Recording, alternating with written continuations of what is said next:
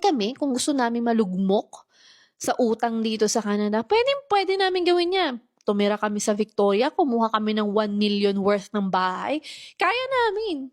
Pero pinili namin hindi iyon ang tahaking namin. Pinili namin hindi kumuha ng mahal na bahay kasi ayaw namin ng maraming utang.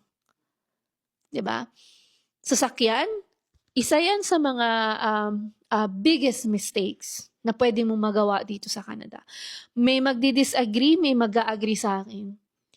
Ako, hindi ko i-encourage kayo na kumuha kayo dito ng mga, alam mo yun, yung mga brand new car.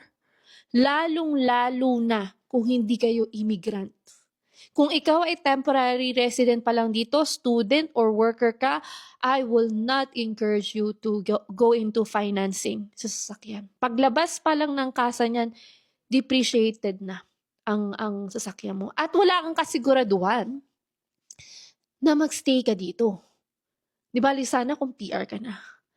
Kami nga, kahit PR na kami, hindi kami kumukuha ng sasakyan kung hindi namin afford.